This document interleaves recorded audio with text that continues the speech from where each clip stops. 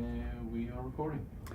It's September 14th, 2016, and we're in the studios of WJAX CBS 47 and WFOX Fox 30, and we're doing an oral history interview with Newman Martindale. Welcome, Newman. Thank you. Thank you for being with us.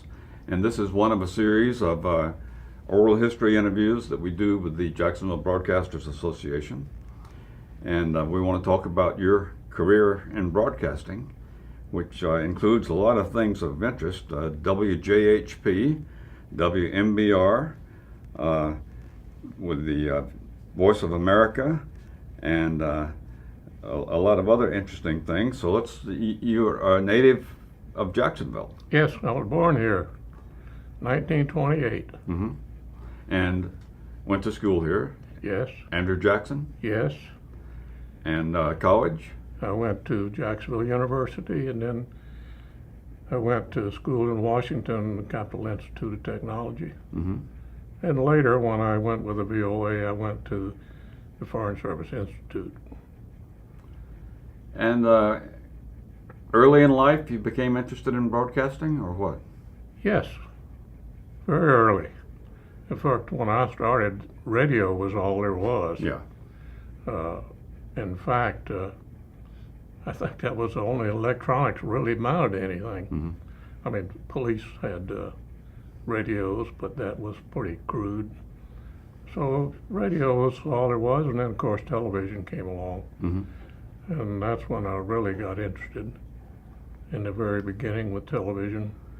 But growing up, you kind of got interested just by listening to the radio and so forth? No, I was an amateur radio operator. Ah, yes. W4NEN. Okay, and Still am.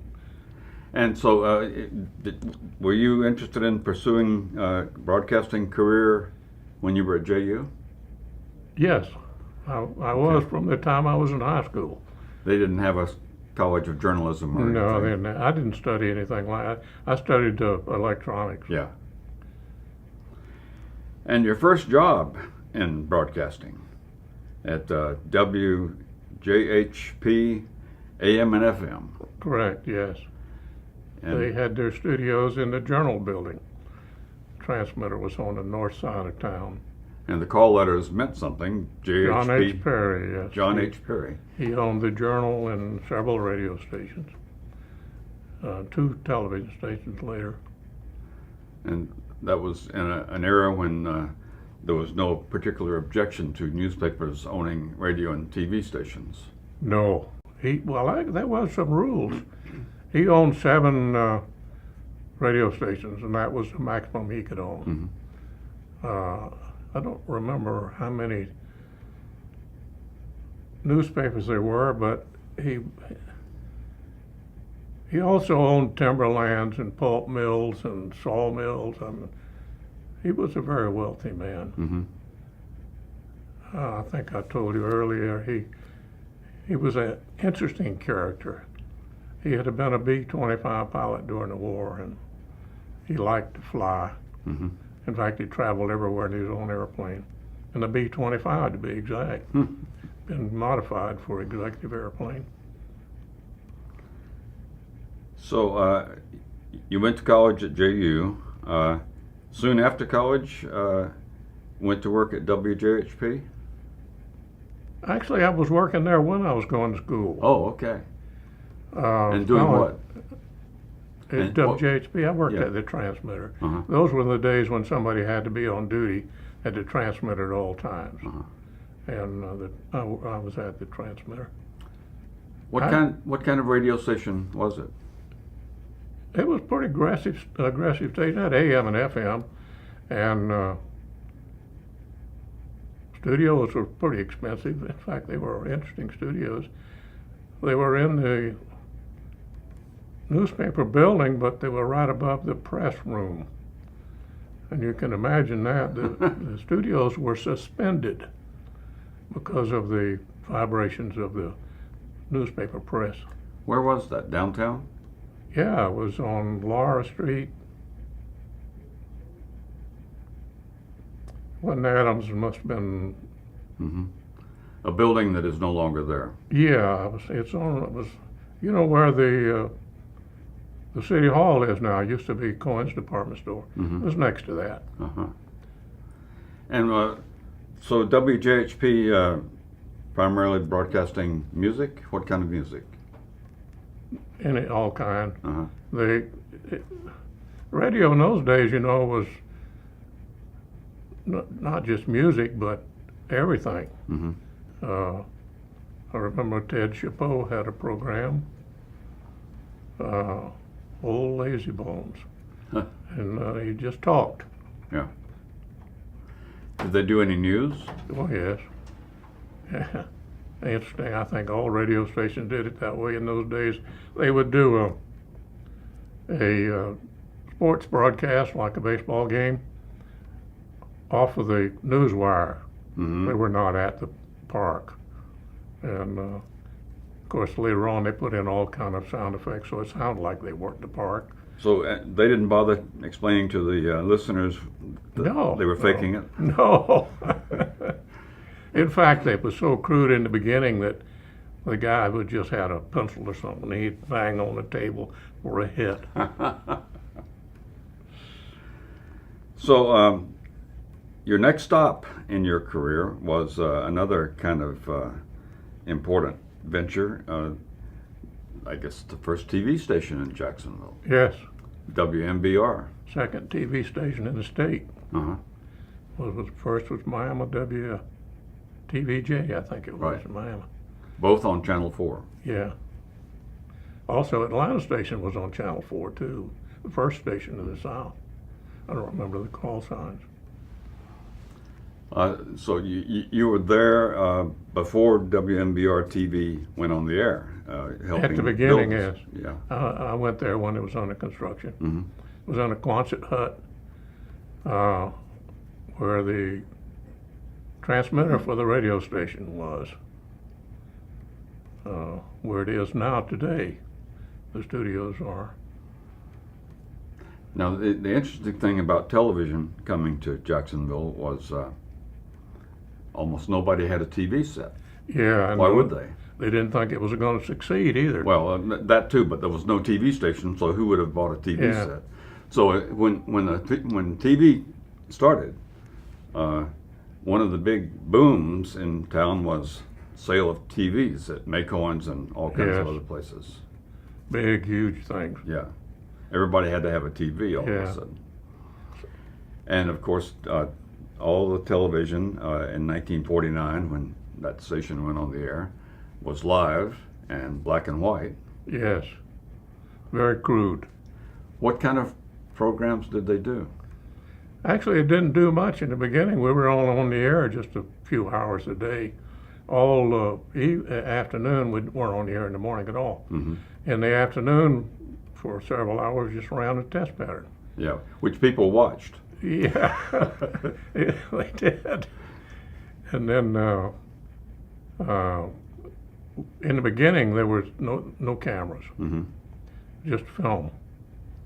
So everything was what's called kinescopes. It was actually a TV camera took a picture off of a monitor, Mm-hmm. and we ran those kinescopes. We had two film projectors and a slide projector, all worked off the same camera with mirrors and things. And that's the whole programming for the first 6-8 months, I suppose. And No, then you had studio cameras and I rented so two Dumont cameras from Dumont. Mm.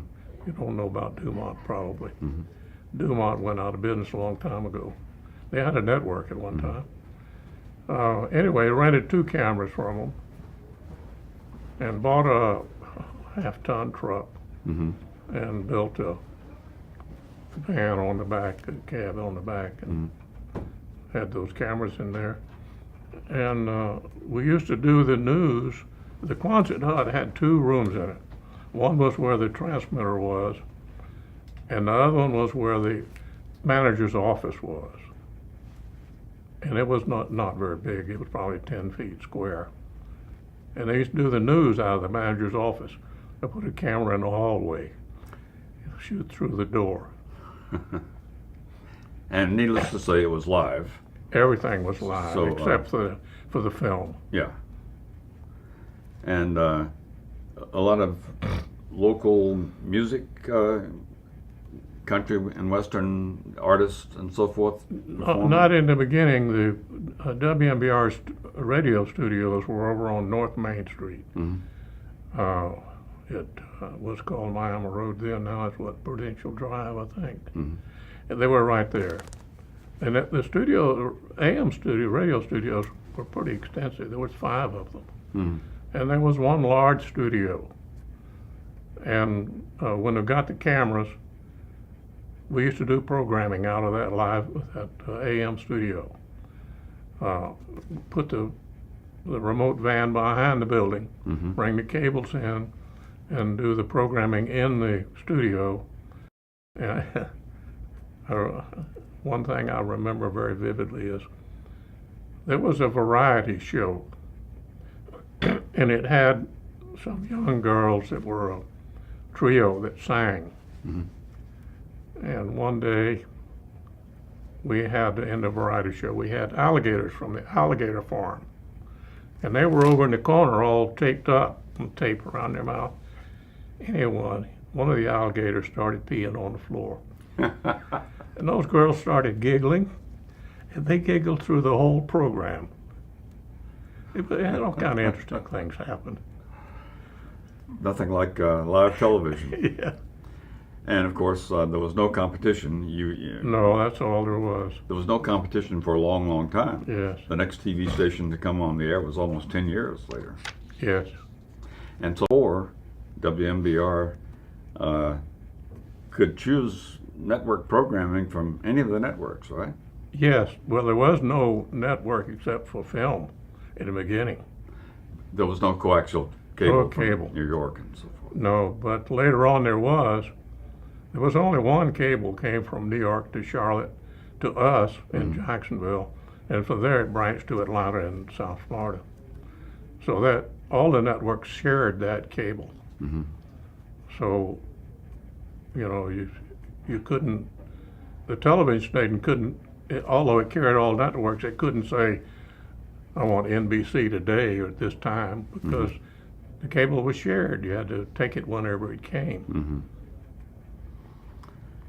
Your next stop was the Korean War. Yes, You left WMBR to go in the military. yes, Would that have been 1950. okay? And what branch of the service? Air Force? Signal Corps. Oh, Signal Corps. Okay. What'd you do in the? I was Signal with Corps. Armed Forces Radio and Television Service. Can't get away from it. Yeah. And tell us. Far East Network, it was called in the Far East. So tell us a little bit about, because a lot of people are not going to have a clue about Don't know what that anything was about like. it really. It was pretty extensive. We had, I'll have to back up a little bit. When the U.S. Army occupied Japan, they took over one of NHK's networks, NHK, Nissan Hoso Kyokai, Broadcasting Corporation Japan. Mm-hmm. It's like BBC. Anyway, they took over one network, the Army did, and we operated with studios in Tokyo, and there was,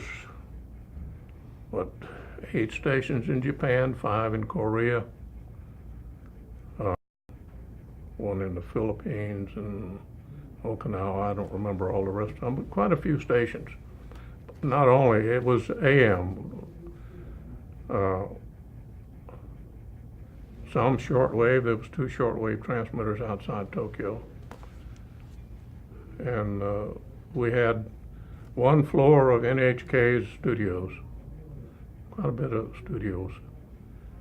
And we did mostly stuff from the States that recorded stateside programming. Mm-hmm. It was really interesting because it took all the commercials out, so that made a problem. You got to fill up the empty space. And you filled it up with what? A little short thing of some kind. It was on a 33 1/3 disc. So Armed Forces radio version of a commercial, or Yeah, it was PSA? something made just for that purpose. Uh-huh. You know, some informational thing or something Right. for the troops. Some kind of a public service announcement Yeah. or something? And what kind of any and all kinds of variety programming from? Yes, we did a lot of American. our own programming. Mhm. We had big studio complex. It was huge. So we did a lot of our own programming. And then, of course, there was a lot of news programs specifically for the troops, particularly for Korea. In fact, on the shortwave transmitters we did, it was kind of interesting. We did, it was called Dictate News.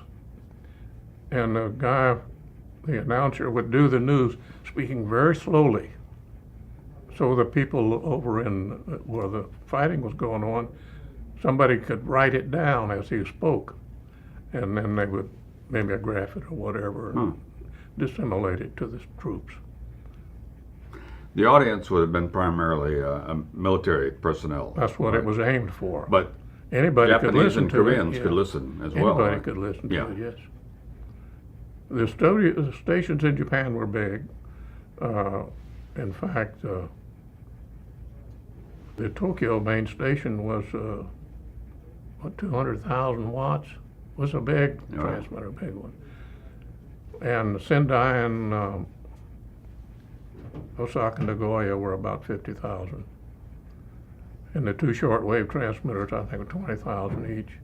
It was a pretty good size operation. The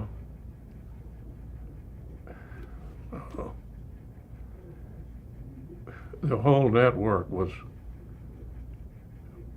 well, it was like a network here, a radio network in the States back before television.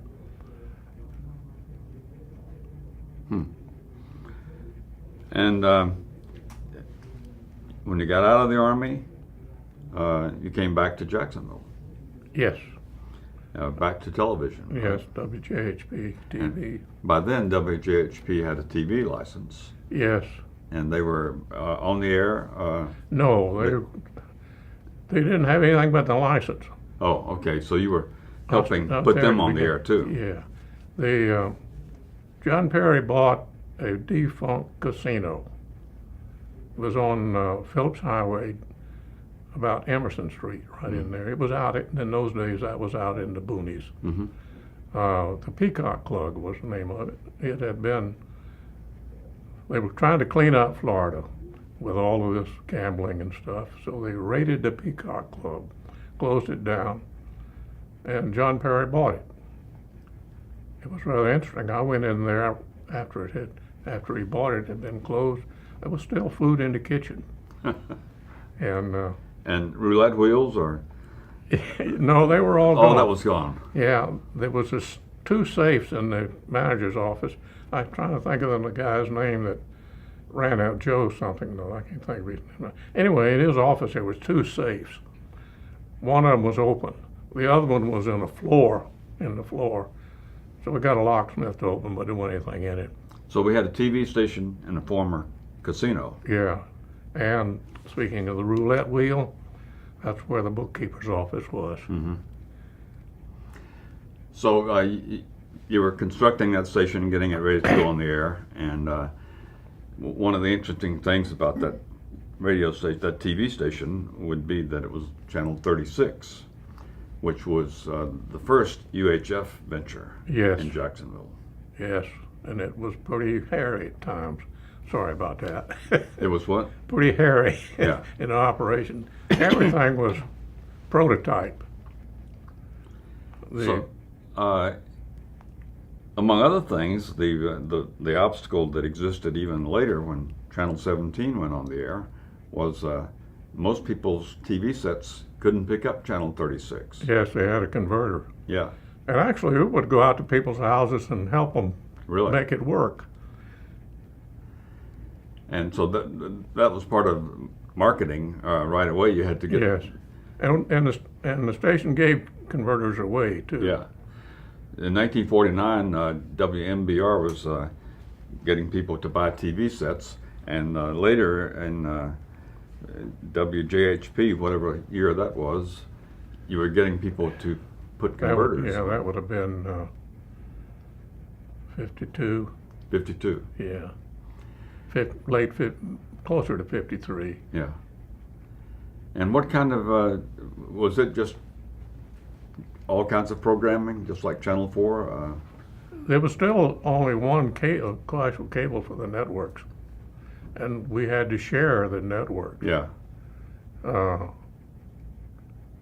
So I don't remember what network we had now. ABC, I believe it was. But a lot of live, of course it was live, Yes, local we had. programming. The studios were good. The main studio was where the main dining room and the dance floor. Well, actually, the studios were the dining room. Where the dance floor and the stage was a control room, and then the bar was the second studio. And the AM studios were in the same building. And that building is no longer there. No, Yeah. in fact, the transmitter was there. The transmitter was where the kitchen was, but the tower was right behind the building. And not too many years ago, I looked over there, and the foundations for the tower were still there. How long was Channel 36 on the air? About 4 years. It was sad. It was really going strong in the beginning, but it got less and less. And when it lost, I tell you what really did it in. The network that they had, I believe it was ABC, I might be wrong, had the World Series. Well, along this time, Channel 12 came on the air, and we were going to broadcast the World Series. Well, the network took it away from us and put it on Channel 12. That was pretty much the end of it, because they really thought they could build up their audience and everything for the World Series, and they lost it. So it went downhill ever since then. John Perry also owned Channel 2 in Daytona Beach, which had come on the air. So he moved most everything down there. I'm wondering why he would have tried. Why didn't he try to get a VHF? He did. Channel? Oh, he did, and had to settle for 36. Yes. In fact, Channel 7 was getting ready to come on the air. He offered to swap channels with them and build their station and maintain it for I don't know how many years. But of course they didn't do it. Wise move on their part, but they didn't do it. And it was quite a few years later, I guess, when Jacksonville got its next UHF station, Channel 17. Still, the basic problem of being a UHF station, but they managed to survive. Yes, I wasn't here then, but yeah. By that time, after 4 years at Channel 36, you went to work for AT&T. yeah, I worked in the long lines division, still in broadcasting, because we handled the network feeds. By that time, there was plenty of facilities for the network feed, but they started using microwave then instead of coaxial cable. So we had all the networks, and of course there was no satellites then, so a television station, if they wanted to do a remote, they did it through our facilities. Called them camera leads. And we had a lot of camera leads, particularly coming out of South Florida, because there was a lot of programming going on in South Florida for the networks. So we did a lot of that, and I worked for that. We had a big switching center. It's on Clay Street in Jacksonville, where we switched all the networks. All the network feeds came through us here at Jacksonville here, because even the ones coming out of Atlanta came through us quite often. And by then you would have had Channel 4, Channel 12, and Channel 7 Yes. on the air. Maybe not 17 yet. I don't think so. Yeah. That's so long ago, it's hard to Yeah. remember. Then you went to Voice of America. Yes, I did. 25 years there. Tell us about Voice of America. Something we know a little bit about, but The thing about the Voice of America is people don't know about it because it cannot broadcast to the American people by law. mm-hmm. The charter for it said that they cannot broadcast to the American people. So it's all overseas. And most people think it was shortwave, and it was shortwave, but there was a lot of what we refer to as medium wave, which is AM here in this country, Mm-hmm. and some big ones. For instance, I was on the Island of Rhodes, and we had a 500,000 watt station there, 500,000 watts, plus the short. It was an AM station, medium wave station, plus the shortwave stations.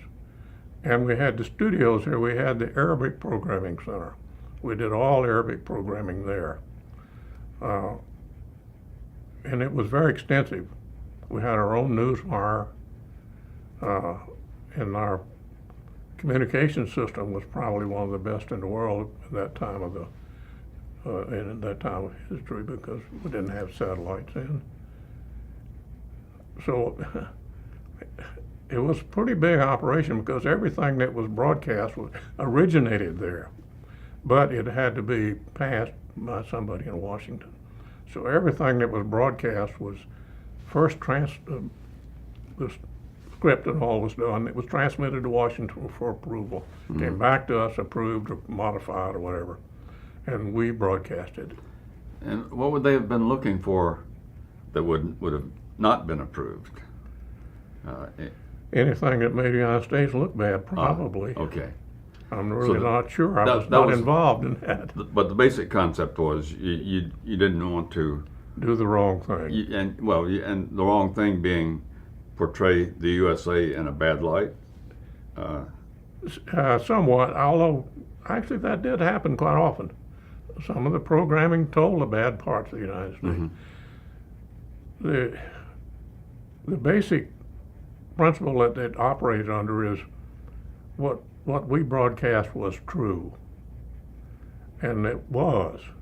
Everything was verified. The news and all this was verified from 3 sources before it was broadcast. So there was no breaking news or anything. Everything was verified before it was put on the air. Of course, sometimes the three sources came from the first original source, so there were some problems. But it was. The agency did not like the word propaganda. Oh, yes. So everything was supposed to be, and as close as possible, accurate. Mm-hmm. And we did a lot of other things. I used to listen to some of them. I liked some of the things they did. We did programs.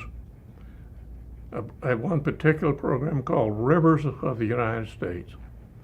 And it was a program each time on a different river in the United States. Mm-hmm. A lot of things like that, telling people about the United States.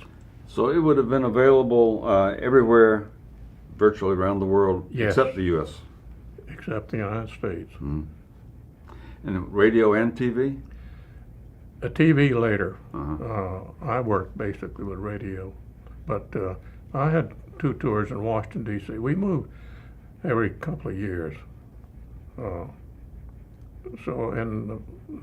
was a Foreign Service officer. Mm-hmm. All of us were. It's the same as the diplomatic corps. So we had tours. The tour was 2 years. Sometimes it'd be 4 years. I spent 5, for instance, in West Africa. But we moved quite often. Mm-hmm. Well, just like the military. Yes. You get assignments for a short period of time. And they give you choices and send you somewhere else. Yeah. And so you said Africa. Where all did you serve? West Africa, I was there 5 years. It was a big operation too. It was all shortwave. Mm-hmm. We had 12 transmitters, 250,000 watts each, plus the communications transmitters. Our communication transmitters were bigger than the radio station transmitters here in the United States. And we had the African Program Center there also. Did programming for Africa. It was pretty difficult the communications in Africa even today is not good. But those days was really bad because it was all of the communications was set up from the former colonies to the mother country. So if you were in Sierra Leone, for instance, and you want to talk to somebody in Ghana or Guinea or somewhere else, you had to go through Europe to get there. Mm-hmm. So we had lots of problems that way. So we ran our own communication system. So tell us a little more about the history of the Voice of America, and does something of its kind exist today? Voice of America is still around.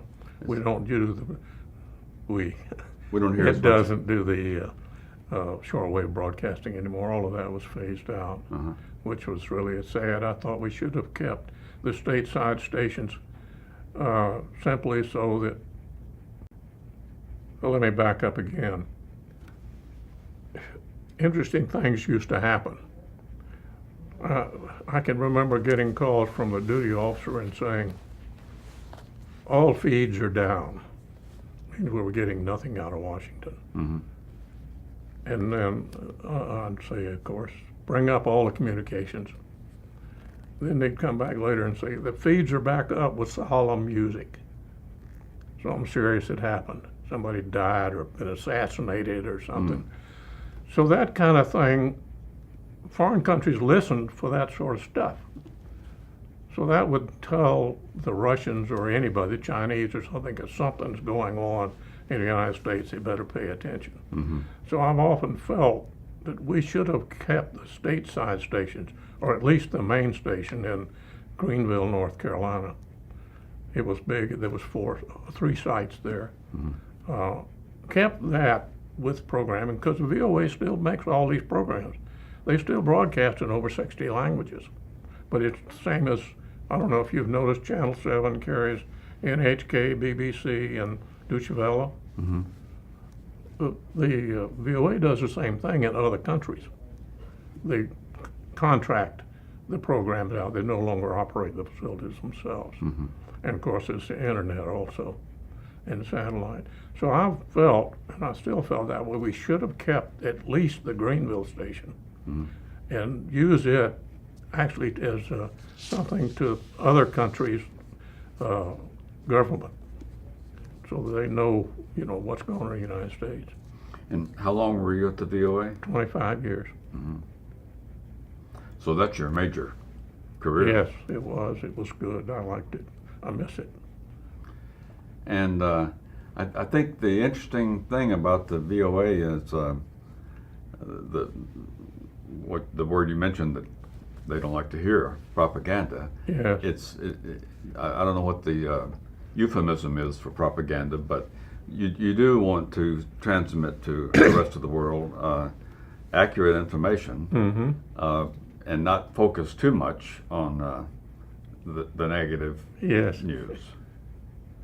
Yes, that was the whole thing. And it was, like I said, they had programs that sort of like variety programs, like that program about the rivers. And there was other things there would programs about how things were in this country. Yeah, the slippery areas are when you get into politics. Yes, and so there was very little politics broadcast, very little. Of course, the presidential speeches and that sort of thing would be broadcast, but nothing. Well, there would be governmental things like how our government operated, and trying to let people know what kind of government we had. I remember that there was a lot of emphasis at one time that the United States government was a republic. Most people, even in our country, most people don't realize that our country is a republic.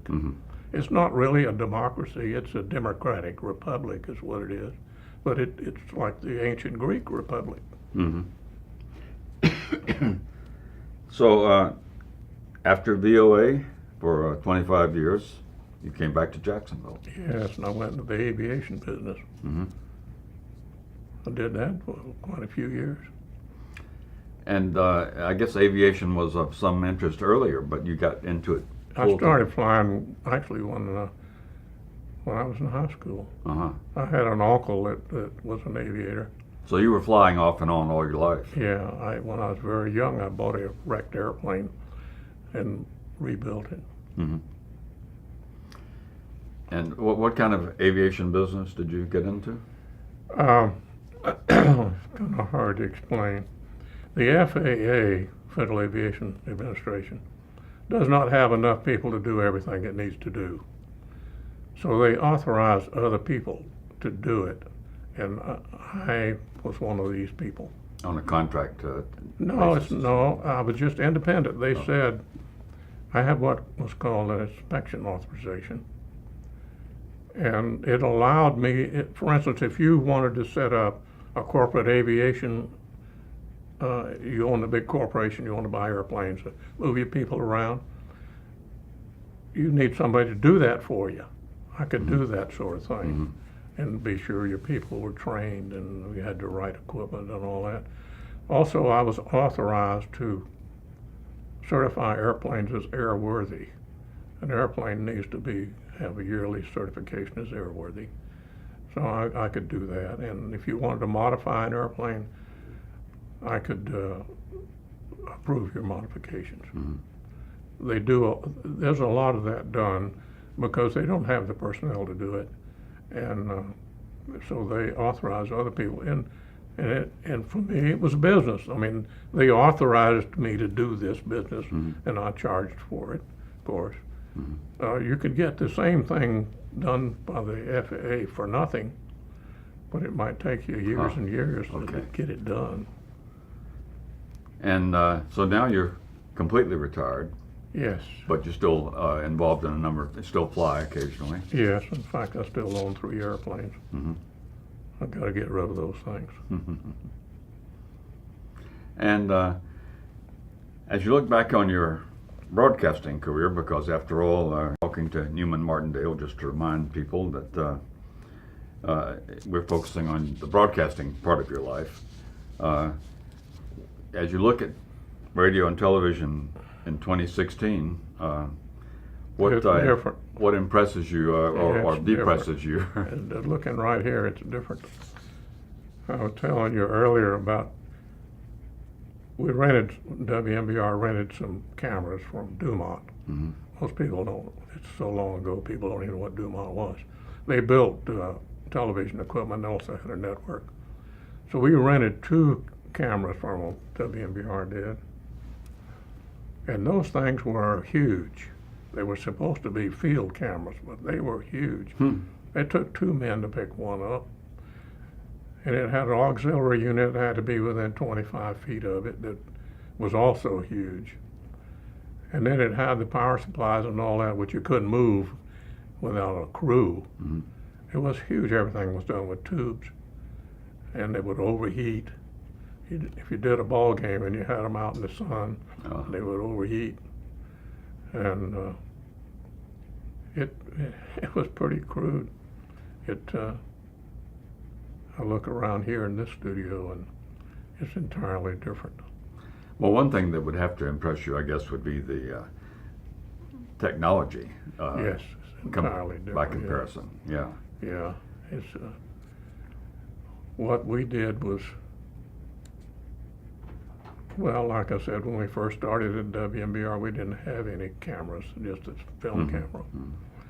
And that was interesting. We had 2 film cameras and a slide camera that all went into the 2 film projectors and the slide projector that went into the film camera. And with mirrors to do this. Right. And it was regular film projectors, just like people imagine. But quite often the tables of the film would break and it would run off on the floor. Right. And you didn't dare move it. If you moved it, it'd get all tangled. You never get it untangled. And that happened all the time, so we just let it run on the floor. When it got through, reel it back in by hand. All kind of things like that happened. Yeah. Stuff didn't work very good. And the legendary problems of live television, because everything is live, including commercials for the most part. So there were all kinds of mistakes and so forth. Yeah, well, we didn't have tape recorders or any of that No. kind of stuff. So all kind of unusual things happened. Well, it happened in radio too, you know. Mm-hmm. When I first started in radio, for a while I worked in the control room. And, you know, there'd be some guy playing records or something, and he'd cue the thing up wrong or put it at the wrong speed or something. You had to be careful when you opened your mic, opened his mic, for what he might say. Yep, yep. Well, any thing that you would like to mention that I haven't asked you about? I can't think of anything offhand, except I look around this place and I haven't been in a television station in 30 years, and it's different, really different. Yeah, totally. Yes. Well, Newman, Martindale, enjoyed the oral history interview. Thank you very much. Thank you. I'm glad I'll be able to get here with you. Mm-hmm. Okay. How long was that?